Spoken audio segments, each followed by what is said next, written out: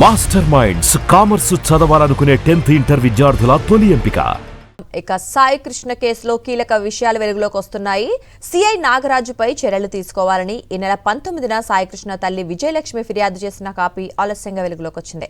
ఇక సిఐ నాగరాజు తన కళ్ళెదుటే కొట్టాడని పేర్కొంటూ విజయలక్ష్మి కంప్లైంట్లో తెలిపారు. తన కొడుకుని చంపేస్తాం, దండ రెడీ చేసుకో అని సిఐ నాగరాజు అన్నారని లేఖలో ఆవేదన వ్యక్తం చేశారు. సాయి కృష్ణను మార్కాపురం నుంచి తీసుకొచ్చి కోర్టులో హాజరుపరచకుండా నిర్బంధించి చిత్రహింసలకు గురి చేశారని ఆవేదన వ్యక్తం చేశారు. ఇక సిఐ నాగరాజు కొట్టిన దెబ్బలకు సాయికృష్ణ చనిపోయాడని, లాకప్లో కొట్టినప్పుడు అరుపులు కేకలు విన్నట్లు విజయలక్ష్మి వివరించారు. సాయికృష్ణను చంపి శవాన్ని నామరూపాలు లేకుండా చేసిన సిఐ నాగరాజుపై కఠిన చర్యలు తీసుకోవాలని ఫిర్యాదులో ప్రస్తావించారు విజయలక్ష్మి.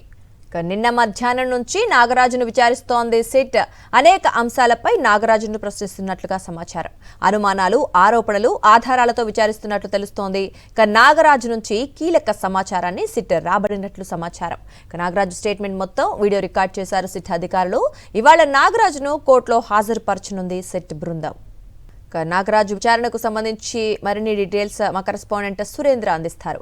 సురేంద్ర, చెప్పండి. మనం చూస్తున్నాం సిఐ నాగరాజును సిట్ విచారిస్తోంది. మరి ఈ నేపథ్యంలో ఎటువంటి ప్రశ్నలు సంధించింది? మరి తన నుంచి ఏమైనా సమాధానం వచ్చిందా? మనం చూస్తున్నాం ఎమ్మెల్యే ఆఫర్ కూడా చేశారు, పేర్లు ఎత్తకూడదు అంటూ కూడా విన్నాము. సో ఏంటి అప్డేట్స్?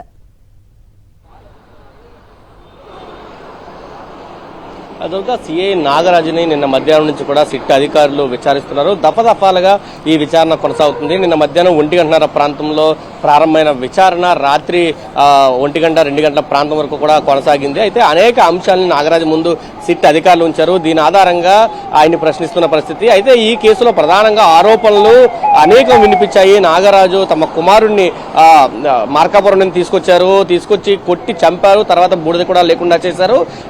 తన తల్లికి ఎవరైతే విజయలక్ష్మి ఉన్నారో ఆవిడకే చెప్పారు, నీ కొడుకు చచ్చిపోయాడంటుకో, దండ వేసుకో అంటూ కూడా చెప్పారంటూ తల్లి విజయలక్ష్మి చెప్పిన పరిస్థితి. అదే అంశాన్ని ఈ నెల 19వ తేదీన ఆ సిపికి కంప్లైంట్ కాపీ రూపంలో ఇచ్చారు. 3 పేజీలతో ఆ మొత్తం విషయాలన్నింటినీ కూడా దాంట్లో రాసిన పరిస్థితి కూడా కనిపించింది. అయితే ఆలస్యంగా ఈ కంప్లైంట్ కాపీ బయటకు వచ్చిన పరిస్థితి. ఈ అనుమానాలు ఏవైతే కుటుంబ సభ్యులు అనుమానాలు చెప్తున్నారో వాటితో పాటు అనేక ఆరోపణలు కూడా వస్తున్నాయి.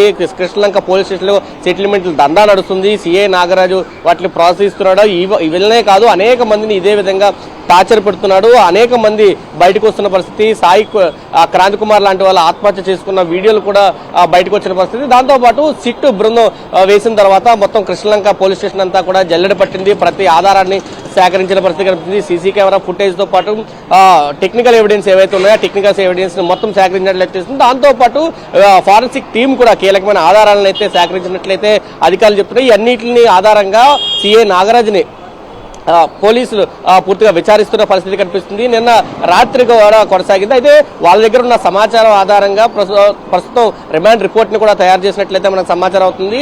మరికొద్ది సేపట్లోనే నాగరాజుని కోర్టులో హాజరుపరిచే అవకాశం ఉంది. అయితే రిమాండ్ రిపోర్ట్ లో ఎటువంటి తప్పులు లేకుండా ఉండేందుకు పూర్తిగా అన్ని కూడా సిద్ధం చేసినట్టు తెలుస్తుంది. అయితే సిట్టు అనేక అంశాలని ఇప్పటికే నాగరాజు ముందుంచింది. ఎందుకు అంటే మార్కాపురం నుంచి ఏ కేసులో సాయికృష్ణ ఇక్కడ తీసుకొచ్చారు, ఎవరు తీసుకురమ్మని చెప్పారు, ఎన్ని రోజులు ఉంచారు, దీంట్లో టాస్క్ ఫోర్స్ కు సంబంధం ఉంది. ఎందుకంటే ఆ కేసుకు సంబంధించి కృష్ణలంక పోలీస్ స్టేషన్ లో కేసు ఉందని చెప్తున్నప్పటికీ ఎందుకు టాస్క్ ఫోర్స్ ఇక్కడ ఇన్వాల్వ్ చేశారు, దాంట్లో టాస్క్ ఫోర్స్ అధికారుల పాత్ర ఏంటి, పై అధికారులు అంటే టాస్క్ ఫోర్స్ కు సంబంధించి సిపి అండర్లో ఉంటుంది కాబట్టి పై అధికారులకు ఈ విషయాన్ని తెలుసా, తీసుకొచ్చిన తర్వాత ఎక్కడెక్కడ పెట్టారు, ఎక్కడెక్కడ టార్చర్ పెట్టారు, ఎవరెవరు దీంట్లో సహకరించారు, దీంట్లో కానిస్టేబుల్స్ పాత్ర ఏంటి, ఉన్నతాధికారుల పాత్ర ఏంటి, ఈ అన్ని అంశాలు కూడా తీసుకున్నారు. అయితే నాగరాజు మాత్రం మొత్తం ఈ తతంగానికి అంతా సాయికృష్ణ విషయానికి సంబంధించి కర్త కర్మ క్రియ నేనే, మిగతా వాళ్ళకి ఏ సంబంధం లేదు, పూర్తిగా ఏ ఉన్నా నా మీదే నమోదు చేసుకోండి నేనే అని చెప్పి ఆ ముక్క తప్ప మిగతా ఎవరి పేర్లు చెప్పట్లేదంటూ కూడా సమాచారం అందుతుంది. అయితే ఇంకా అనేక అంశాలని దీంట్లో పాత్రదారులు సూత్రధారులు ఎవరైనా అంశాలను కూడా సిట్ రాబట్టినట్టు తెలుస్తుంది.